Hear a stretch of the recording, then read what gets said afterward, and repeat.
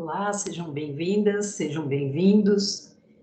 Nós vamos dar continuidade à nossa série de aulas que aborda todo o movimento do chamado positivismo jurídico, né, que aqui nós estamos entendendo como uma abordagem dos positivismos jurídicos, na medida em que eles não são homogêneos, né, são ideários que têm uma base em comum, mas que tem formas de olhar heterogêneas em vários aspectos, e isso é importante para que a gente possa entender o direito contemporâneo na medida em que somos herdeiros, né, de toda essa base da modernidade e do início da contemporaneidade também no século XX, quando o positivismo jurídico teve um grande adensamento, especialmente pela obra do autor que nós vamos estudar hoje, que é Hans Kelsen, né? Lembrando apenas que essas aulas são de caráter gratuito e, ao mesmo tempo, elas estão vinculadas ao programa da disciplina de Filosofia do Direito da Faculdade de Direito da Pontifícia Universidade Católica de São Paulo, da PUC de São Paulo, certo? Então, ele é um material didático, é um material de apoio para a aprendizagem nessa área da filosofia do direito.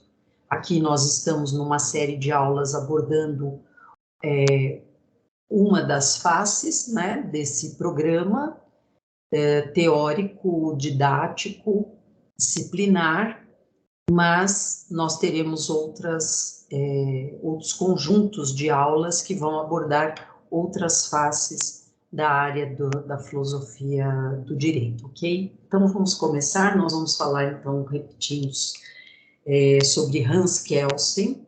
Falamos na aula passada sobre Austin e vimos que Austin realmente foi o grande protagonista da virada formalista do positivismo jurídico, que não é criação dele, já havia tendências positivistas, inclusive com os contratualistas, no iluminismo, mas é ele quem formaliza uma teoria tentando construir uma teoria de caráter geral que pudesse servir a todo o sistema jurídico, independentemente da nação, da época histórica, independentemente do tempo e do espaço, digamos assim, né?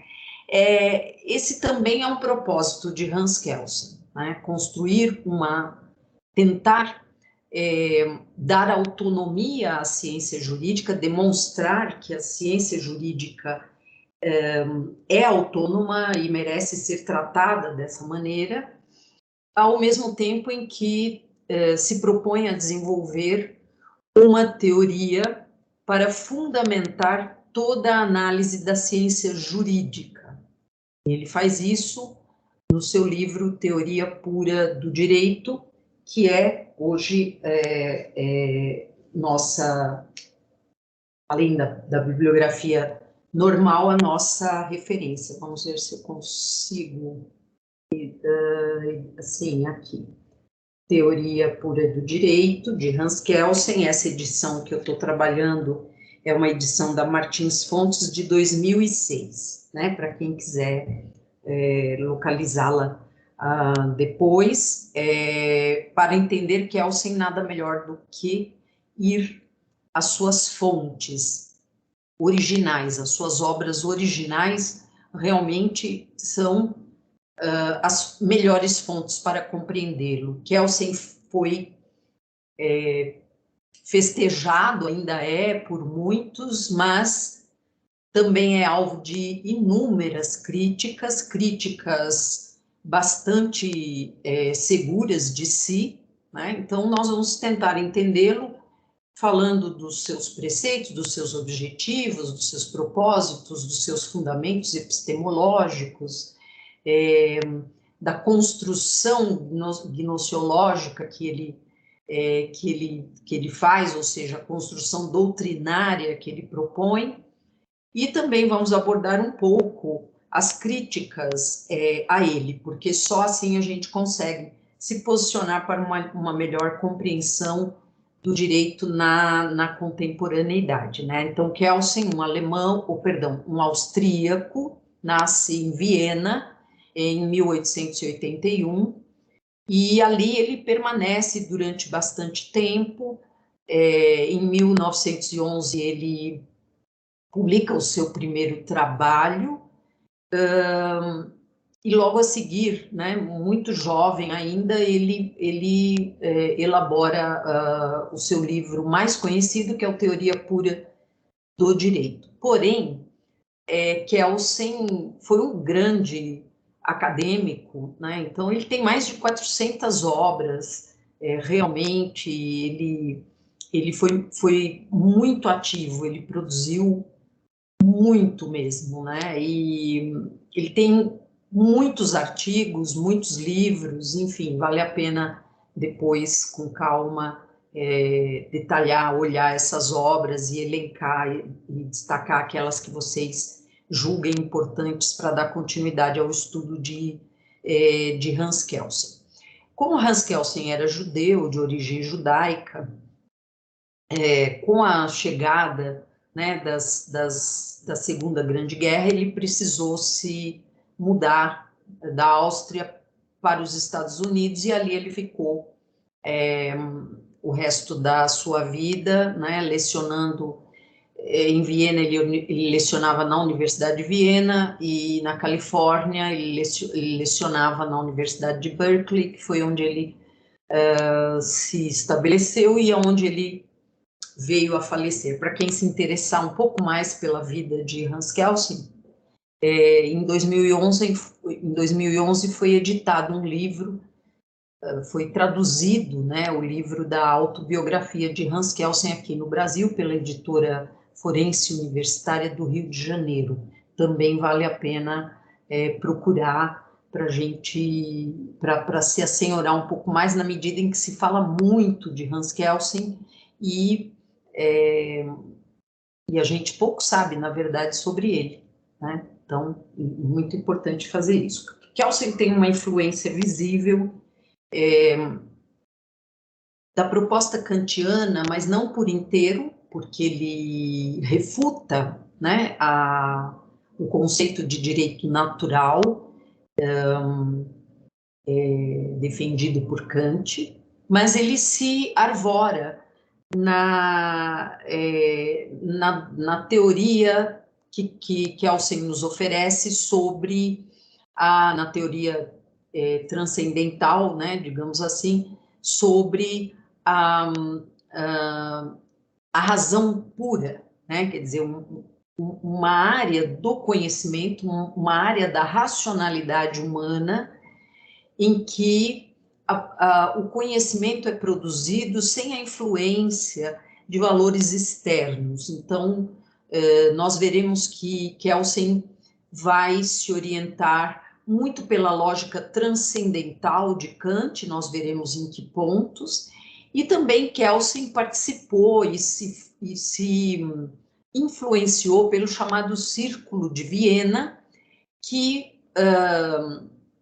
existiu, foi formado, né, em Viena por diversos cientistas com a pretensão de elaborar novos paradigmas para uma ciência considerada séria, válida, e esse grupo tinha na base uma visão sistemática da ciência, né, ou a ciência como uma visão sistemática, né? Estou reduzindo, estou sintetizando muito aqui a abordagem do Círculo de Viena, mas apenas para vocês saberem que Kelsen teve fontes de inspiração que deram a ele alguns caminhos e que ele foi adotando como eixos da construção da sua doutrina, né?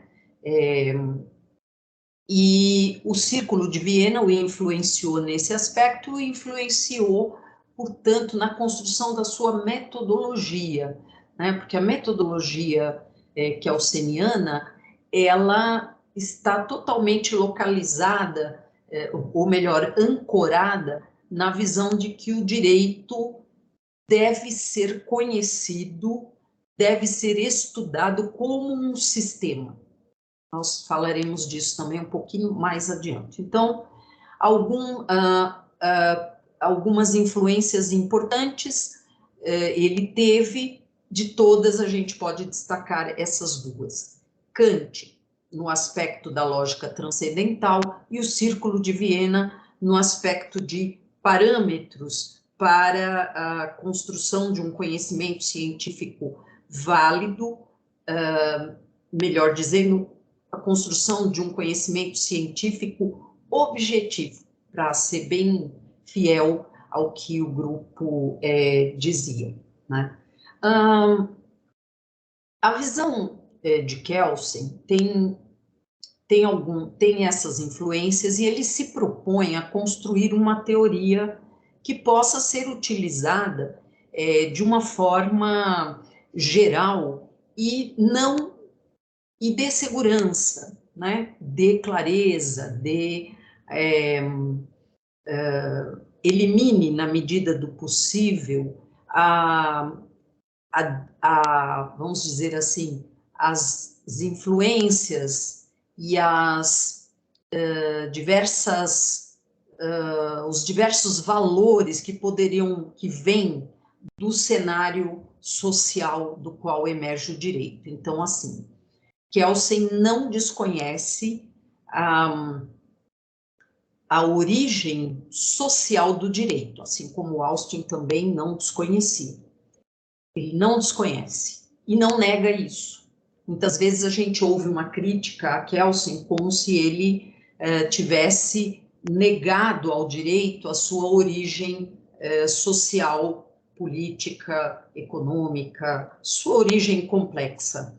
Ele nunca negou isso, pelo contrário, inclusive em uma das suas introduções, a introdução, acho que na segunda introdução, ou na introdução à segunda edição, melhor dizendo, de Teoria Pura do Direito, ele inclusive diz isso claramente, né? Quer dizer, não se nega a origem complexa do direito, mas o que se quer é construir uma doutrina, uma forma de conhecer que se separe do campo valorativo, do campo dos juízos de valor, que é uma base positivista, né? Ela é comum a todos. E Kelsen elevou esse desejo a um exponencial máximo, digamos assim, ou muito grande, né? Na medida em que ele, para propor um caminho, né, vai a fundo numa premissa dogmática que ele estabelece, então, como ponto de partida inquestionável para o desenho da teoria pura do direito, que é justamente a separação entre direito e moral e, principalmente, a separação da ciência jurídica como forma de conhecimento objetivo de elementos externos ao direito, né? Portanto, uma ciência jurídica pura, que não faz juízo de valor e que não é influenciada por valores políticos, morais, éticos, econômicos e etc. Muita gente entende isso como se Kelsen tivesse como objetivo purificar o direito como fenômeno. Esse não foi o objetivo de Kelsen. Kelsen não teve nenhuma intenção de purificar o que não pode ser purificado, né? Porque o direito é um fenômeno, não tem como purificar. Mas ele teve sim a intenção de defender uma ciência jurídica purificada, ou seja, apartada dos valores externos que influenciam o surgimento do direito. Para fazer isso, ele define o direito como uma interpretação da realidade. Então, o direito ele não é o mundo do ser, ele não é o fenômeno complexo social que lhe deu origem. Esse é o mundo do ser, é o mundo da realidade. O direito, ele é uma interpretação desse mundo fático, e ele faz essa interpretação através do seu núcleo mais característico, da sua, vamos dizer assim, da sua identidade ontológica, que é a norma. A norma, então, a norma jurídica é um esquema interpretativo da realidade. Então, Kelsen defende que para conhecer e aplicar o direito, nós devemos olhar apenas para o direito. Que direito? O que é direito para Kelsen? Direito para Kelsen é uma norma válida, imposta ou colocada, posta por autoridade competente. Então, o direito não está no mundo o direito é um fenômeno, mas quando ele ganha juridicidade, ele se torna uma norma imperativa. Então, ele é do mundo do dever ser, ele diz o que deverá ser. Portanto, Kelsen entende que o direito, enquanto dever imposto, é uma representação daquilo que a sociedade escolhe como sendo dever, né?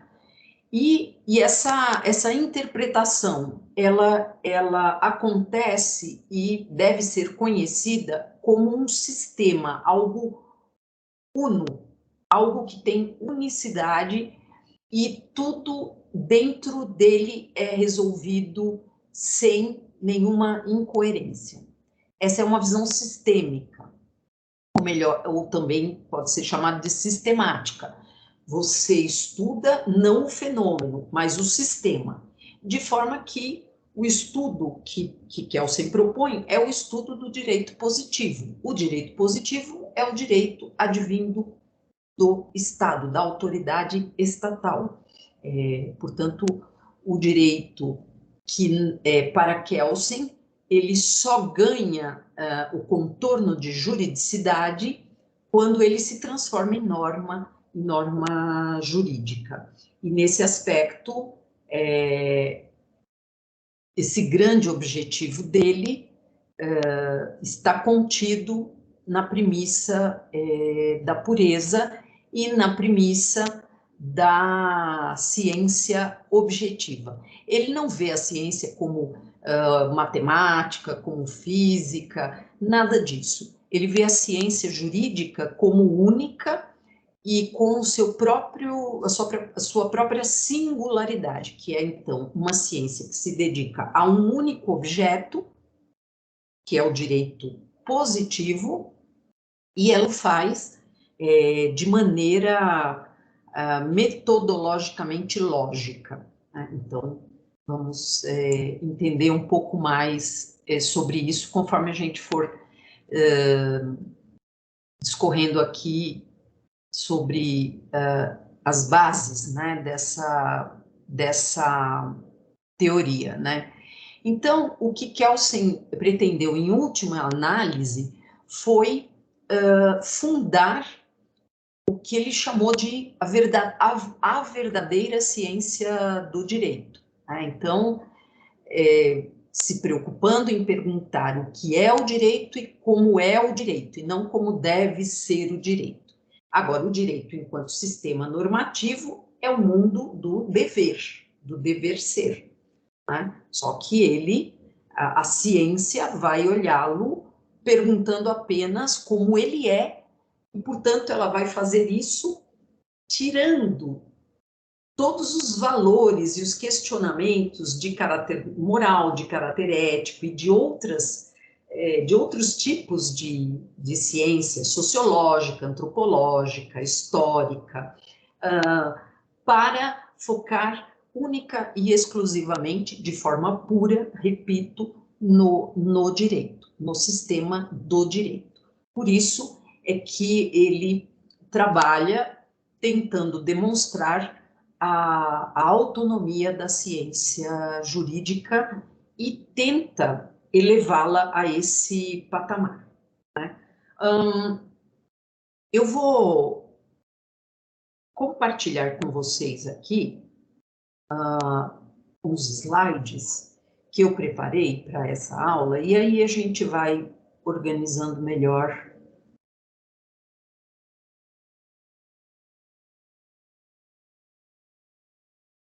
Deixa eu só ver se eu...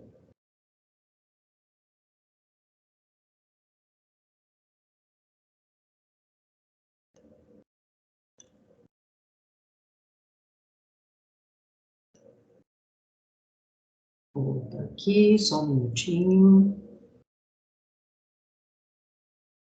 Deixar de compartilhar de novo, para ver se eu acho a minha janela aqui.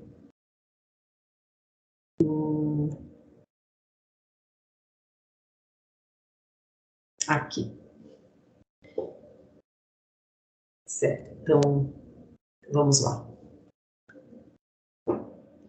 Muito bem. Aqui é o centro. Deixa eu só...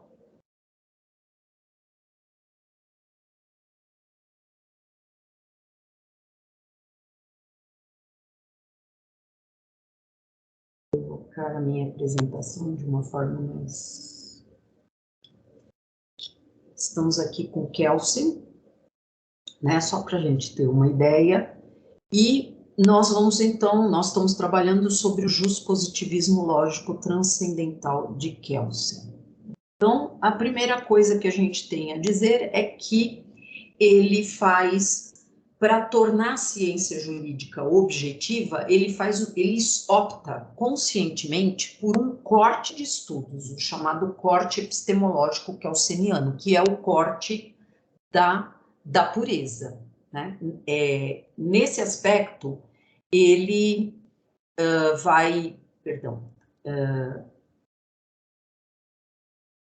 ele vai defender que esse corte epistemológico é a base da autonomia da ciência jurídica, né? Por quê? Porque a ciência jurídica, ela vai se dedicar só ao sistema do direito positivo e esse sistema, ele não tem nada dentro dele que não seja jurídico, que não tenha ganhado essa natureza jurídica através da validade, ou seja, só vira norma e entra no sistema jurídico aquele valor ou aquela representação dos valores que são consideradas assim por uma autoridade competente e que seguem todos os processos para se tornarem uma norma jurídica.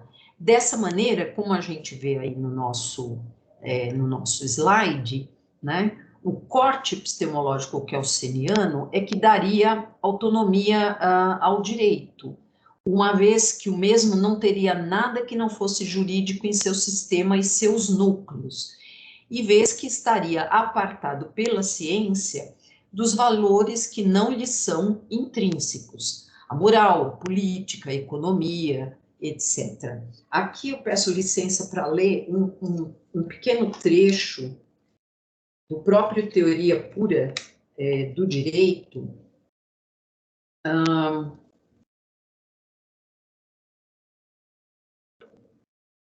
onde Hans Kelsen define isso um pouquinho melhor para nós.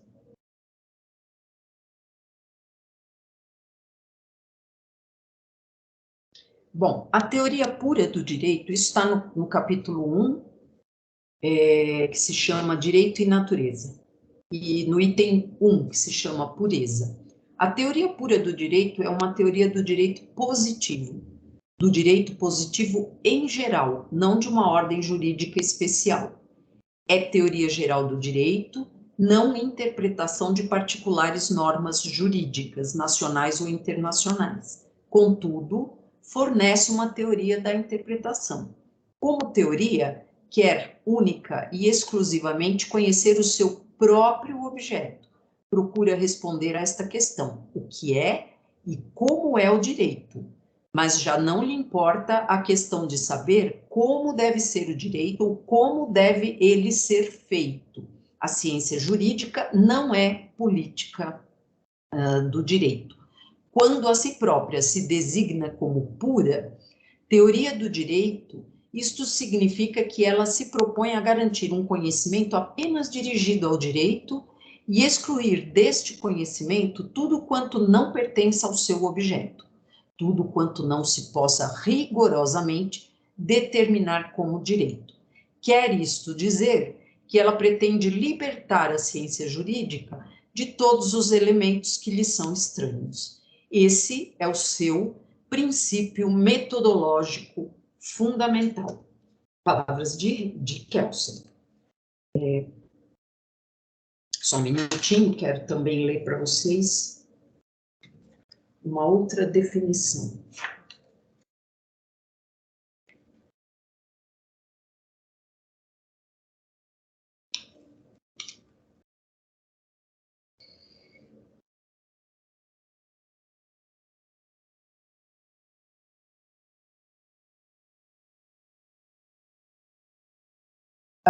A luta não se trava, na verdade, isso nós estamos lendo agora é da primeira, da introdução à primeira edição do Teoria Pura do Direito. Então, diz que é assim.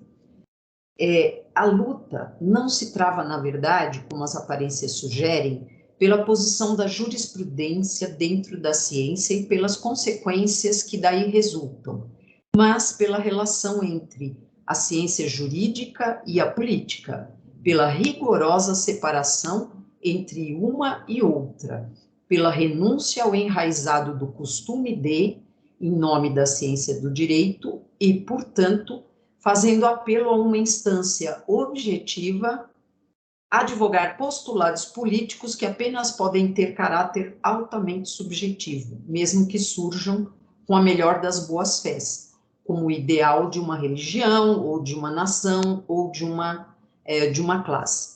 É este o fundamento da oposição, já a raiar a teoria pura do direito. Então, ele está dizendo aqui que a teoria pura do direito, ela é criticada justamente porque ela se propõe a isso, né? A uma ciência apartada da política, da economia, e realmente, Kelsen, ele foi, nas introduções às obras, às edições da Teoria Pura do Direito, vocês podem encontrar isso com clareza, Kelsen foi alvo de crítica das mais diferentes correntes de pensamento filosófico jurídico, inclusive dos próprios positivistas, né, que entenderam, assim como entendiam a teoria de Austin como uma teoria muito simples, muito simplória. Nós vamos falar disso na próxima aula, quando vamos estudar Hart. Também notaram rapidamente que a teoria de Kelsen, a teoria pura de Kelsen, apresentava um flanco muito grande na medida em que retirava do processo lógico de conhecimento fontes materiais, fontes sociais, fontes plurais. E vários positivistas vão retomar essas fontes, mesmo sem abandonar a visão sistêmica, ou seja, a visão, a compreensão do direito como um sistema. Mesmo assim, vão agregar, vão resgatar as fontes sociais, né, desse sistema. Continuando aqui, né, nos nossos slides, né, para chegar nessa defesa de uma ciência jurídica autônoma, ele vai fazer uma abordagem onde ele vai distinguir as ciências naturais, a ciência natural, que é, na verdade, o justnaturalismo, da ciência social, e vai tentar localizar aonde entra o direito, ou aonde entraria o justpositivismo, a ciência jurídica objetiva. Assim, ele parte de da distinção que todos fazem entre natureza e sociedade. Isso é uma grande herança, uma herança nefasta, na minha forma de ver, da modernidade que nós recebemos como legado, né? Essa separação entre natureza e sociedade para fins de conhecimento. Essa separação chegou, inclusive, a gerar valores, né, muito nefastos também, e é por isso que o homem, por exemplo, é tão explorador, né? Então, conhecer, explorar para conhecer, e não integrar-se para conhecer, né? Então, isso parte desse legado da separação entre ciência, entre natureza e sociedade, o que faz com que a ciência natural se dedique ao estudo da natureza, enquanto a ciência social se dedica à sociedade, ao estudo da sociedade. A ciência natural estuda os fatos, a ciência social estuda o significado ou o sentido, né, disso. E onde entra o direito? O direito, ele não é nem ciência natural, nem ciência social para Kelsen. Ele não pode ser estudado nem pela ciência natural, nem pela ciência social. Nenhuma delas, na visão de Kelsen, daria respostas suficientes para se definir o direito, né? Então, é necessário, daí surge uma ciência autônoma que vai estudar o direito, integrando fatos e significado e sentido. Então, o direito vai ser entendido como essa interpretação normativa, sistêmica dos fatos, da realidade. Assim, ele junta ciência natural e ciência social, mas numa lógica autônoma da ciência jurídica. Por quê? Porque o direito daria, então, ao fato o significado jurídico. Enquanto ele é fato, ele é fato. Para Kelsen, não há juridicidade nas relações, nos fatos, enquanto esses fatos ou esses valores ou essas relações não se tornam direito através do ato de vontade de uma autoridade competente para tanto. Então, enquanto ela não é formalizada, ela não tem juridicidade, não é direito. Direito é apenas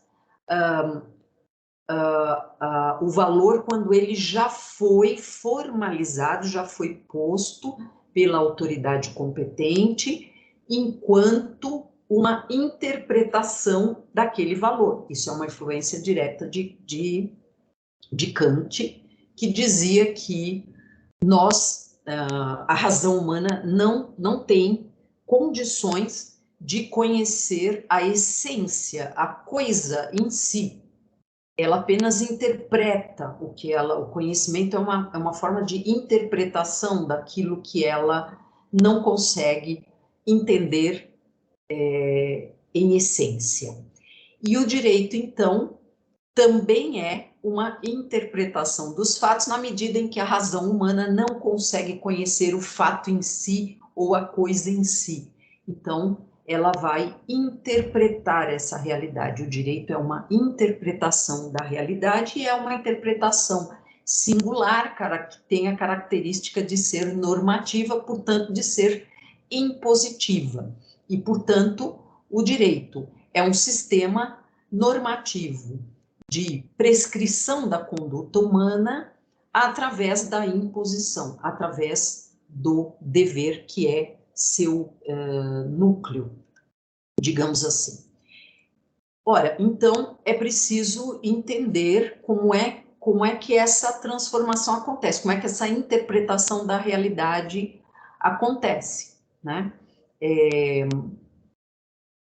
Nós temos nos fatos, né, na realidade, nós temos sentidos subjetivos que estão atrelados à vontade. É uma manifestação subjetiva, né, por um lado. Por outro, ainda seguindo Kant, nós temos um conhecimento, uma compreensão que dá sentido a esses desejos ou a essas inclinações ou a esses fatos, né? Então, o sentido objetivo do ato é a interpretação que o ato faz dessa vontade,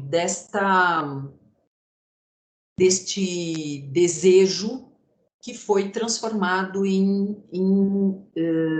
sentido subjetivo, que tem o sentido subjetivo. Então, nesse aspecto, a gente pode dizer que o direito, ele existe quando e ocorre quando o sentido subjetivo de um ato de vontade pode ser interpretado do ponto de vista objetivo jurídico, ou seja, pode virar norma, pode ser formalizado.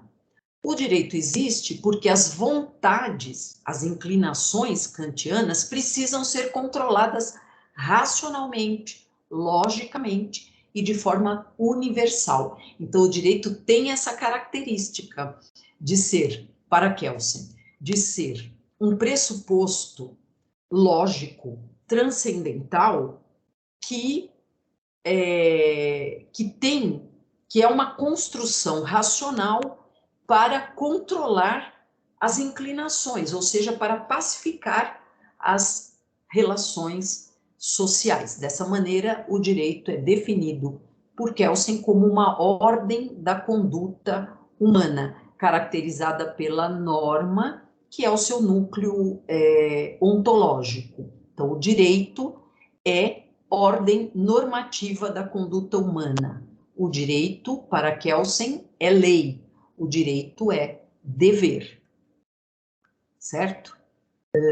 Bom, nesse aspecto da ciência autônoma e da norma, né, a gente pode acrescentar, eu estou trazendo isso de um texto que é um texto de uma jurista que se chama Gisele Leite, é uma jurista pouco conhecida, mas ela ela elaborou um texto, um artigo acadêmico que se chama As principais contribuições de Hans Kelsen, os conceitos de norma fundamental e justiça, né? Então chama-se norma jurídica, que é Hans Kelsen, conceitos da norma fundamental e justiça, como eu acabei de dizer, e ela traz algumas definições que são muito, muito interessantes, né? Então, deixa eu só localizar aqui, tá bom? Só um minutinho.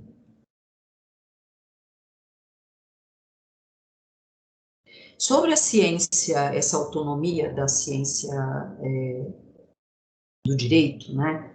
Ela vai dizer o seguinte: a concepção da ciência do direito é associada normalmente ao positivismo jurídico, sim, e é parte da distinção entre fato e valor. Nesse sentido, a ciência do direito estaria fundada num fenômeno objetivo desprovido de valores relativos e de valores subjetivos.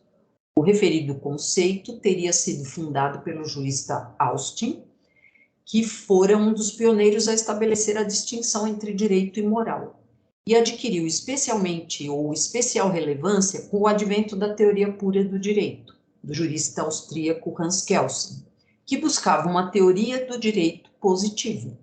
Preocupou-se Kelsen em afirmar uma ciência jurídica e não política do direito, e libertar-se a ciência jurídica de todos os elementos e que lhe são estranhos. Desta forma, o objeto da ciência jurídica são as normas jurídicas e a conduta humana apenas, isso é importante, apenas na medida em que a conduta humana, se constitui como conteúdo de normas jurídicas. Enfim, o direito, como ciência normativa, limita-se ao conhecimento e descrição das normas e às relações entre fatos constituídos pelas normas, opõe-se às ciências da natureza ou às ciências naturais que visam o conhecimento credenciado pela lei da causalidade e de processos reais. Então, nesse aspecto, a norma tem tem um papel importantíssimo. Por quê? Porque é ela que vai dar juridicidade a um fato ou a um valor externo ao direito, na concepção positivista de Kelsen, né? Então, ela diz ainda, a questão da valoração da conduta humana e como deve ingressar no domínio do direito, com o conteúdo das normas, é uma questão dos valores da sociedade e aqueles valores que ela quer proteger e cuja efetivação ela almeja assegurar. Então, o direito emerge da sociedade nesse aspecto dos valores que a sociedade elege como sendo os valores que precisam se tornar jurídicos para ganharem universalidade, portanto, para se dirigirem a todos, para ganharem segurança e para ganharem perenidade. Então, o direito, ele traz segurança e ele traz segurança e ele traz esta universalidade, também, mais uma vez, uma inspiração aí kantiana, né?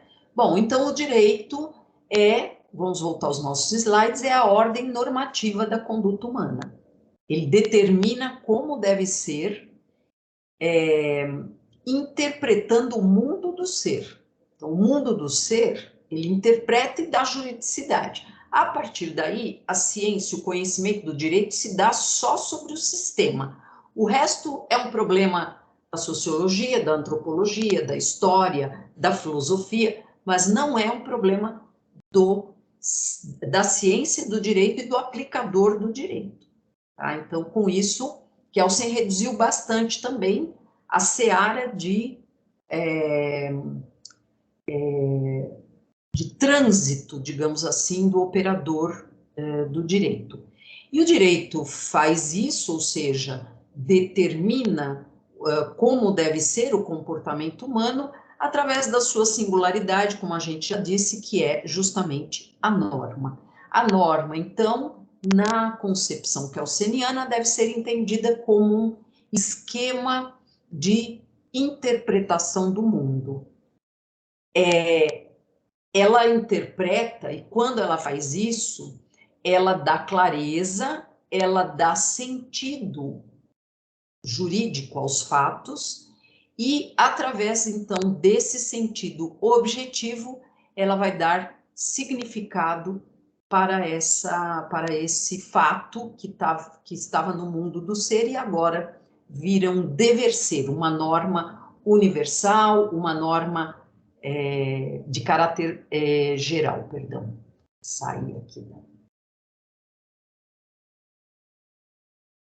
Dessa maneira, Kelsen entende que as normas conduzem a sociedade. Veja que importância que ele dá ao sistema jurídico. E o direito acontece, então, pelo princípio da imputação. Quando o valor se transforma numa norma que indica o que deve ser, isso acontece através da imputação de responsabilidade, certo? Então, imputa-se a conduta humana. E o direito, então, tem natureza imperativa, traz força de obrigatoriedade e pode dizer como é que as relações devem acontecer. Por isso, o direito necessariamente se relaciona com o poder. Falando ainda um pouco das normas, né, porque é fundamental a gente entender, como eu disse, elas são condutas, são prescrições, são imperativos de condutas universais, né, do ponto de vista sempre do sistema jurídico, nada é fora do sistema jurídico.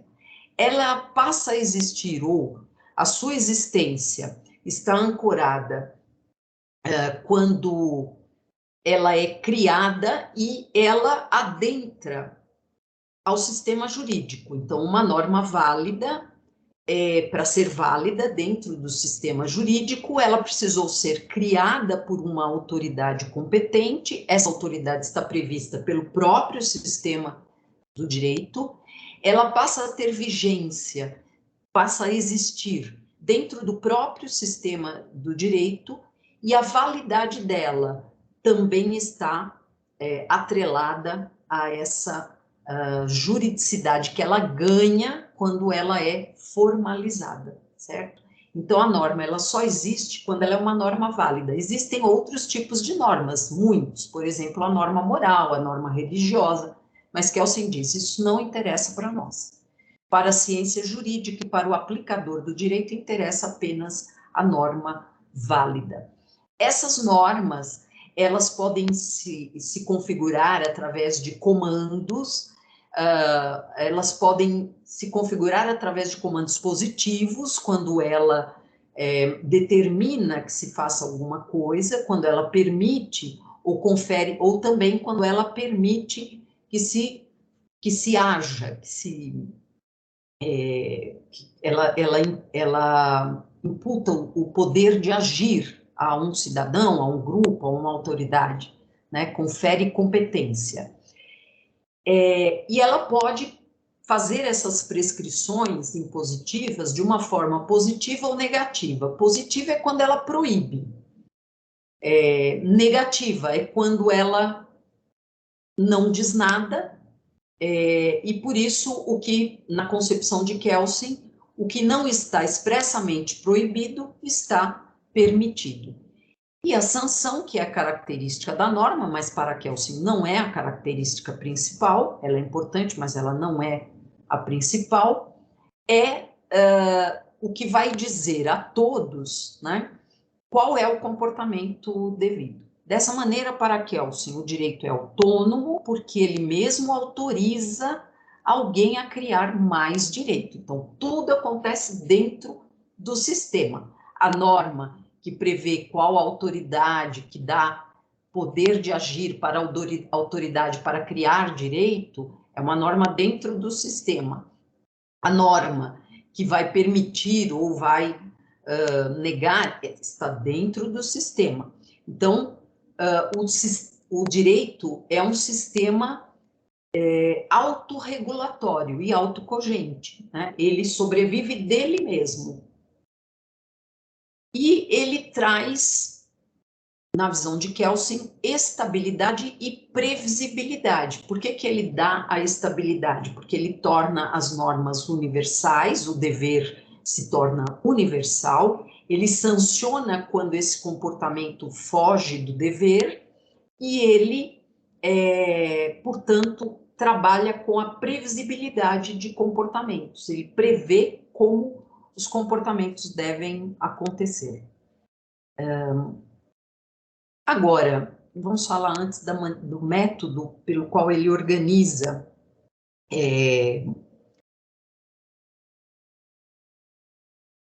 pelo qual ele vislumbra a organização ou a vida desse sistema jurídico, né? Então, ele vai adotar aí uma premissa do Círculo de Viena, né? Eu vou até procurar exatamente aqui. Deixa eu ver.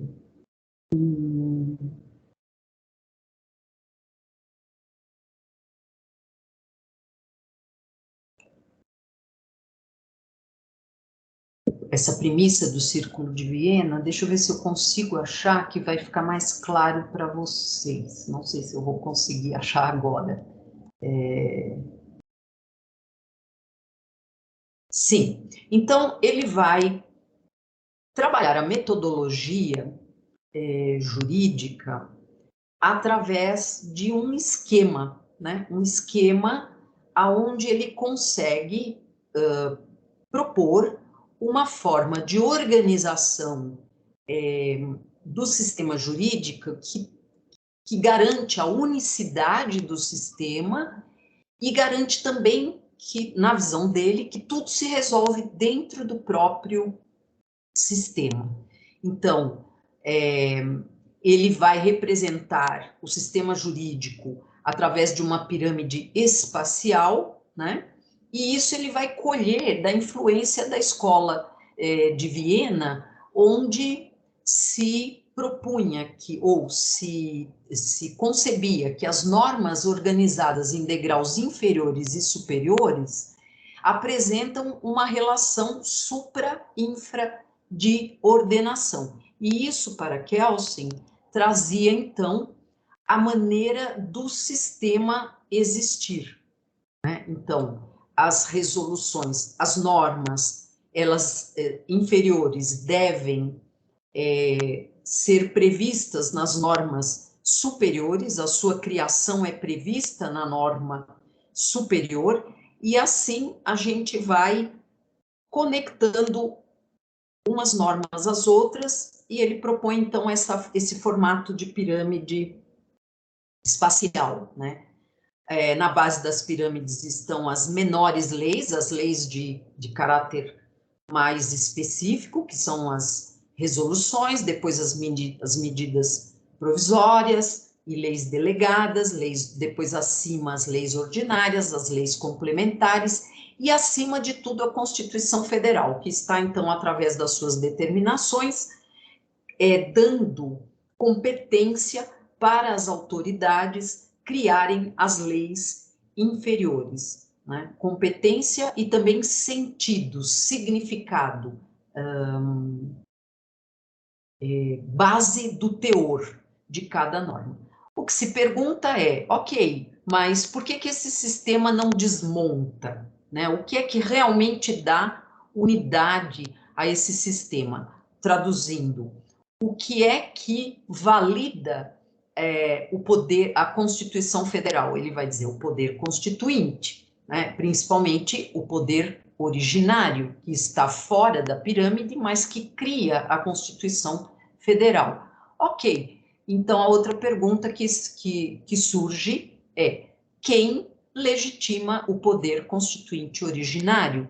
E aí ele vai lançar mão de uma proposição lógica transcendental, quer dizer, é algo que se pressupõe, mas que, se isso não for pressuposto como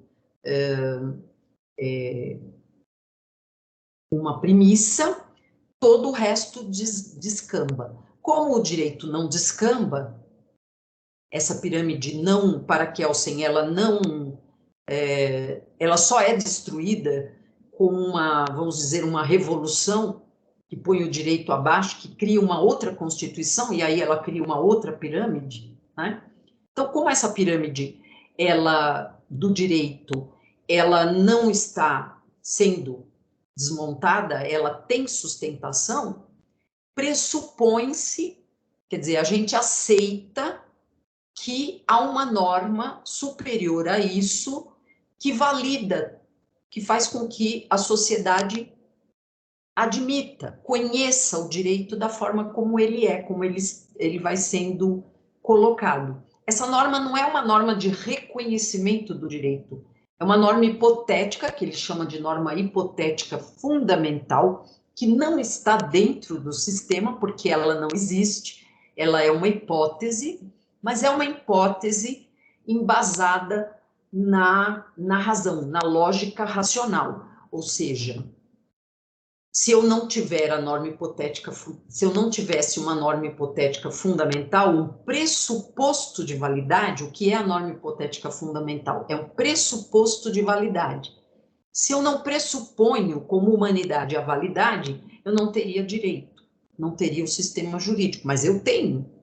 Então, ele pressupõe que existe uma norma fundamental que é pressuposta por todos e, assim, respeitada por todos, digamos assim. É uma norma que não tem conteúdo, mas é uma norma que diz que o sistema é válido e que o sistema é uno, quer dizer, ele tem unidade e validade, por isso nós convivemos com ele. e ele existe, certo?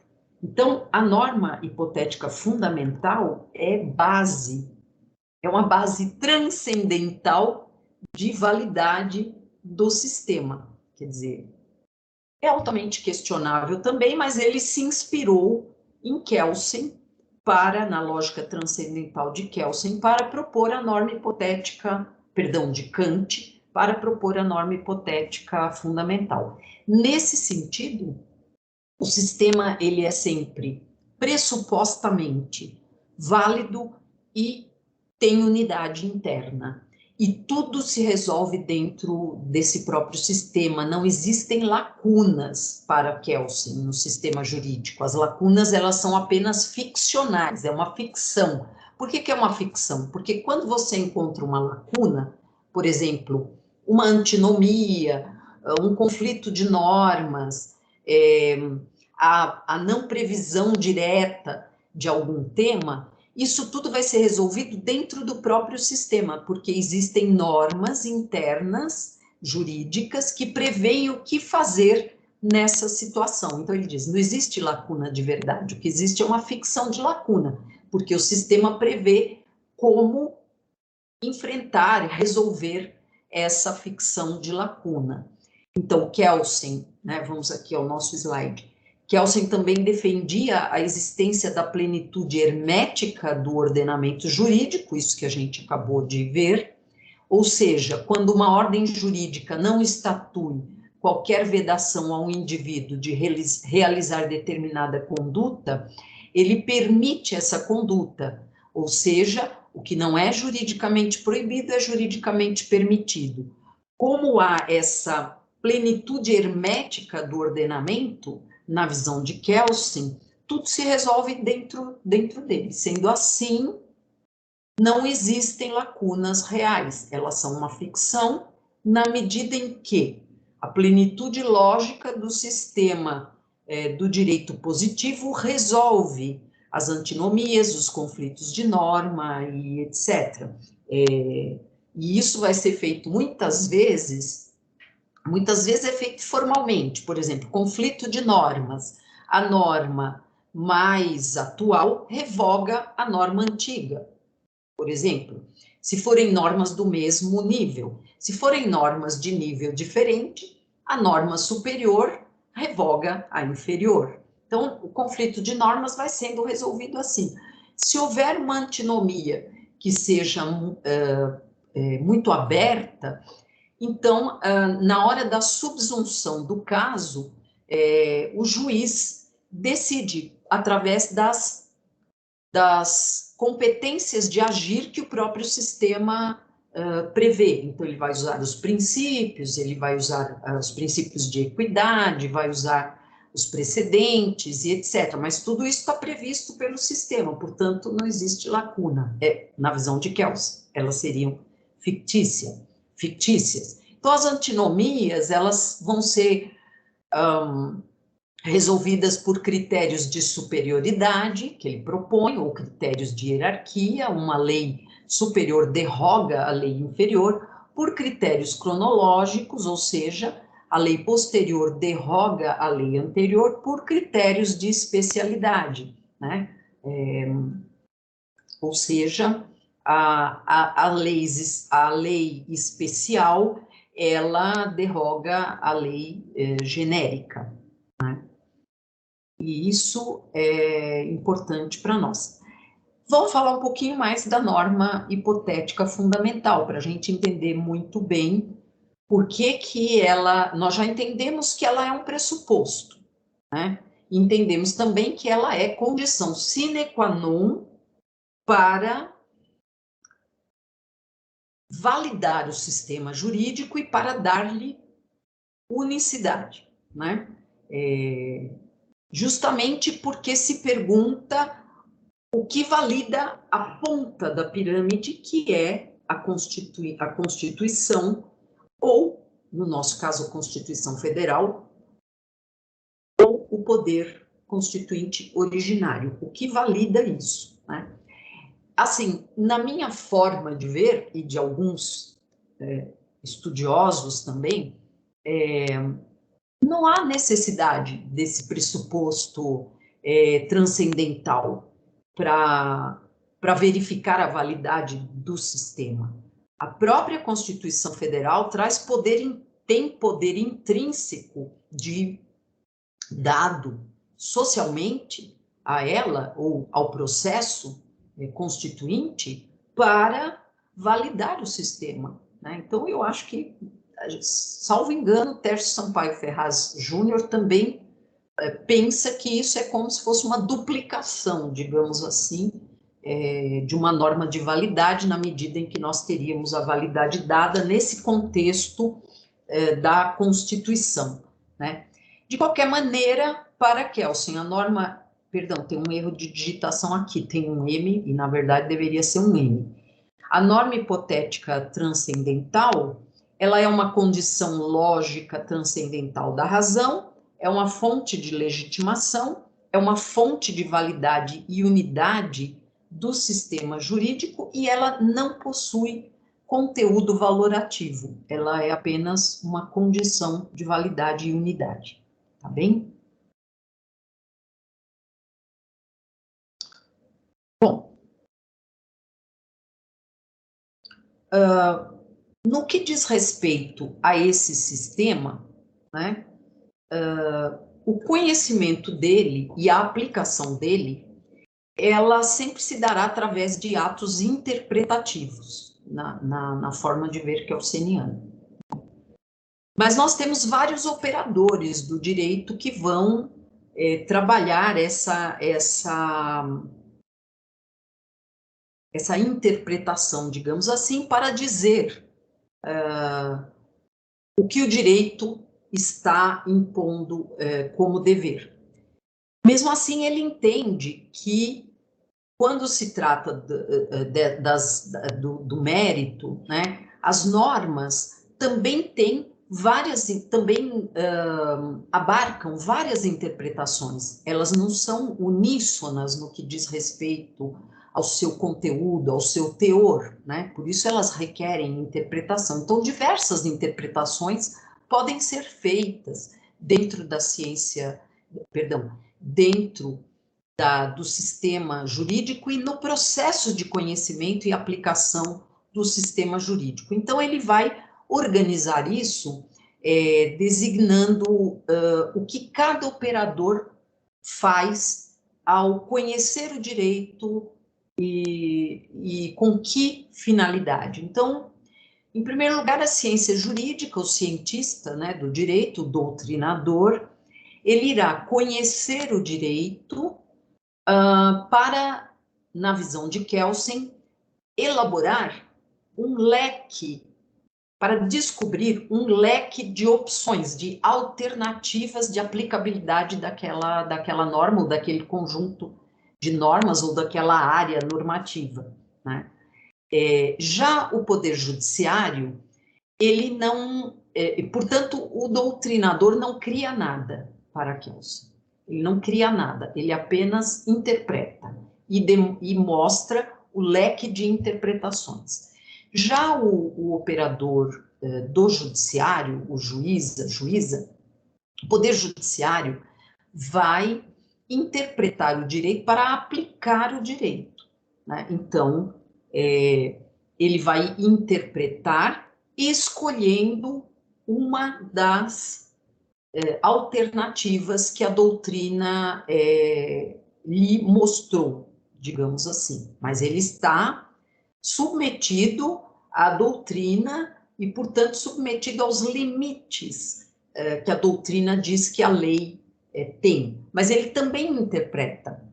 Então, ele vai escolher, tem um ato de escolha do Poder Judiciário, quando ele elenca, né, quando ele destaca uma das soluções propostas pela doutrina para subsumir ao caso, e quando ele faz essa subsunção, ele cria uma sentença, quando ela transita em julgado, ela vira uma lei entre as partes daquela contenda, certo?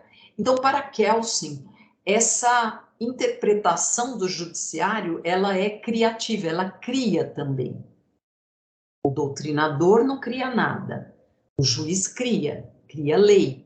Então, o juiz tem o poder também, um poder semelhante, embora muito reduzido, ao poder legislativo, ao poder que o poder legislativo tem. E os advogados e advogadas, o que eles fazem na visão de Kelsen? Eles não interpretam nada. Para ele, o que eles fazem é política jurídica, na medida em que eles buscam uma certa interpretação que possa dar maior ganho de causa para a tese que ele está defendendo, mas ele, na visão kelseniana, ele não cria tese nenhuma, ele não faz nenhuma interpretação, ele faz política jurídica, na medida em que ele defende um certo valor que ali está. E por fim, deixa eu ver aqui. Vamos voltar aqui. E por fim, o que Kelsen diria sobre a justiça? Né? Bom, Kelsen diz que não é problema da ciência jurídica, nem do aplicador do direito, a justiça. Isso é um problema que está fora do sistema jurídico. É um problema que não tem juridicidade. A justiça só vem para o campo jurídico quando ela se torna uma norma válida.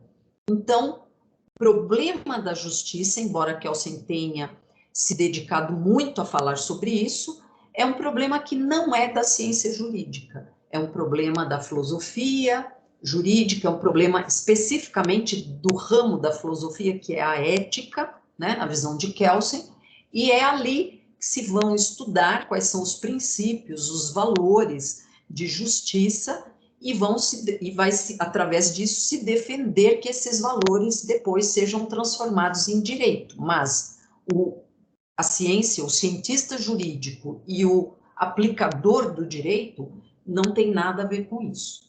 Ele se cinge a perguntar se aquela norma é válida ou não é válida. Se ela é justa ou injusta, isso não é da competência do cientista e do operador do direito. Eu reputo como um flanco muito grande essa questão, né? Mas muitos ainda defendem mesmo que a questão da justiça se discute para além do direito. E se trazem, digamos assim, essas discussões para o processo de formalização. Então, o melhor dos mundos, né? Ou melhor, a norma, o melhor dos mundos seria quando um valor de justiça se transforma numa norma válida e ganha juridicidade. Mas isso não é um problema do cientista, do doutrinador, nem do aplicador do direito. Então, a justiça para Kelsen, ela é relativa, ela só acontece dentro do sistema, quando ela se torna, como a gente vê aqui no nosso slide, conteúdo da norma jurídica válida, certo? Então, a questão do mérito da norma não é importante, e nem é importante a sua eficácia social, principalmente a eficácia social. O importante é apenas a validade da norma e que pode trazer dentro dela, sim, conteúdos de justiça, mas pode não trazer também. Isso não é o mais importante para conhecer o sistema jurídico na concepção de Kelsen. Vejam, muito importante a gente entender que ele não está descaracterizando a importância da justiça, dos valores morais, do comportamento ético, não é isso. Ele apenas está, o que eu acho que é um problema grande, ele apenas está seccionando, deixando para efeitos de estudo e de aplicação do direito, deixa-se esse contexto da justiça para as reflexões filosóficas da área da ética. E aqui a gente fala só do que é válido e do que não é válido juridicamente dentro do sistema. Né?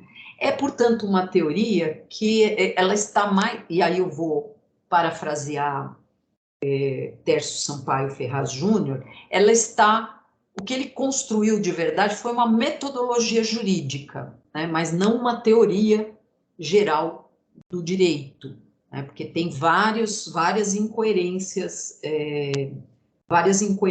aí.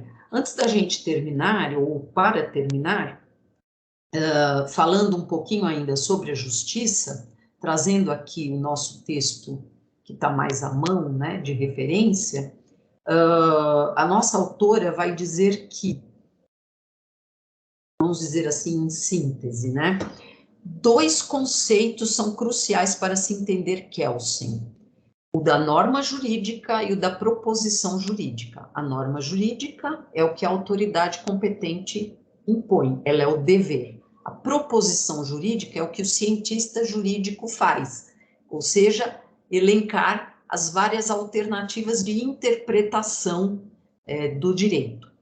Em apertada síntese, as normas jurídicas são conceituadas como o exercício da efetivação do direito, enquanto que as proposições jurídicas são atividades desempenhadas pelos cientistas do direito na produção da doutrina. São juízos hipotéticos que enunciam ou traduzem em conformidade com uma ordem jurídica. Importante relembrar que a validade da norma jurídica depende da sua relação com a norma hipotética fundamental. Por serem consideradas como exercício da efetivação do próprio direito, as normas devem ser impostas pela autoridade competente, ainda que ausente congruência lógica com o restante do sistema, e formalmente positivadas na ordem jurídica.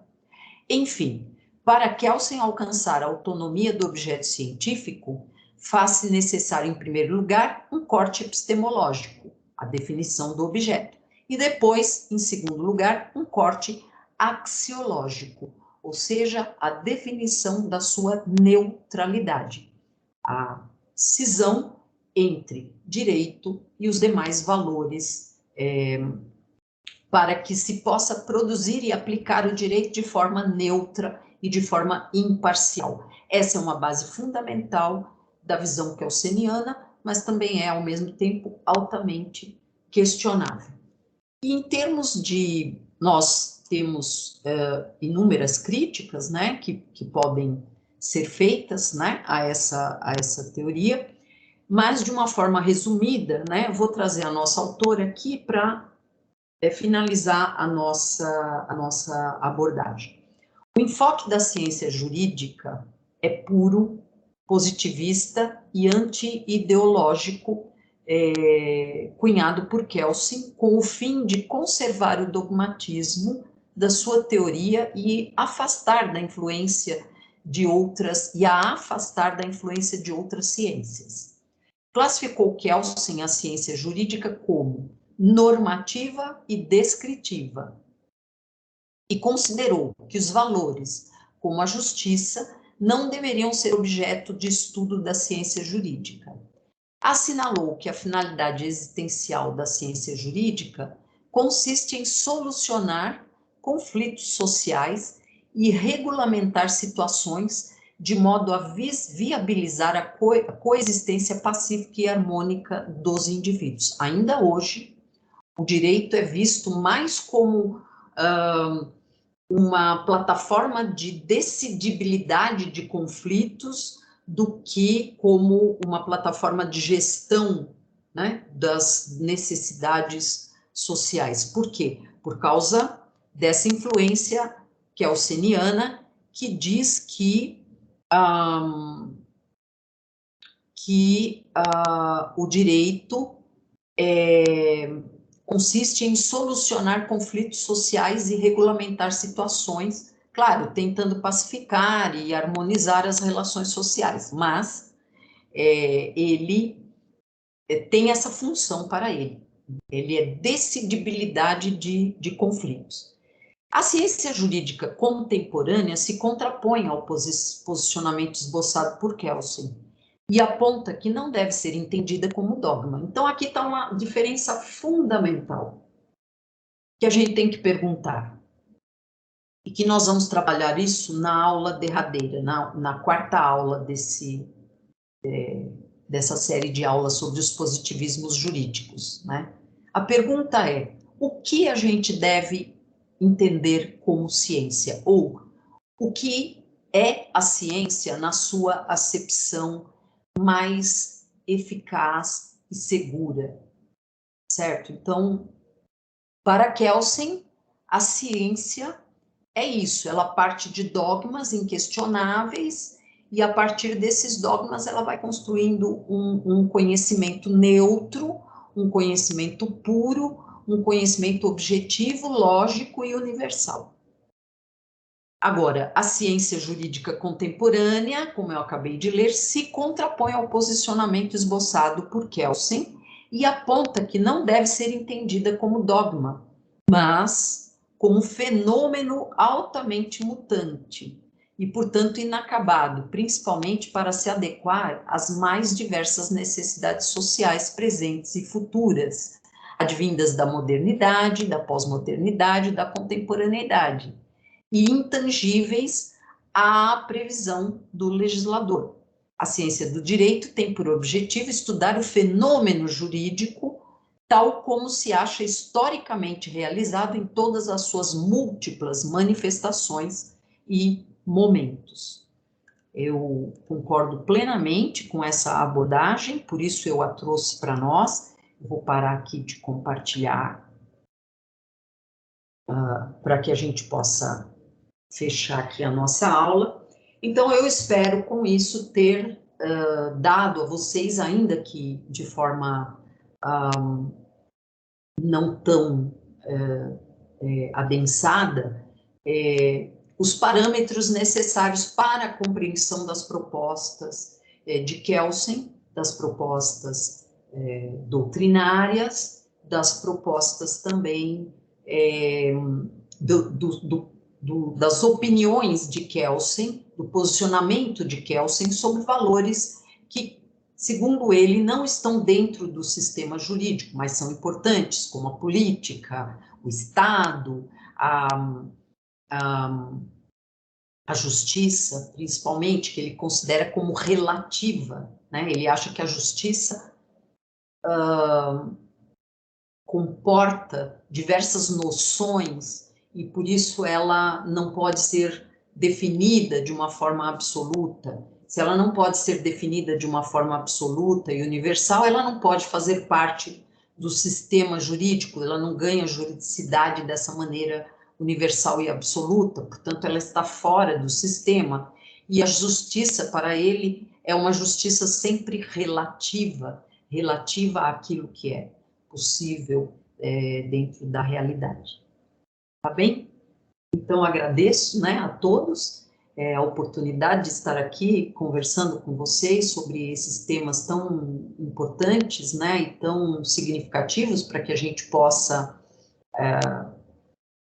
analisá-los com o espírito crítico, né, o espírito que é realmente mais libertador, ou libertador, na medida em que nos possibilita escolhermos com consciência e, portanto, amadurecermos a nossa consciência no que diz respeito na nossa consciência de direito e expandirmos essa consciência também para a sociedade, de forma que a gente se corresponsabiliza com o tipo de sociedade que a gente quer, o tipo de vida que a gente quer, o tipo de planeta que a gente defende, que a gente constrói no dia a dia, tá bem? Um abraço a todos, a gente volta a se ver na próxima aula. E na próxima aula nós vamos falar de Hart, tá bem?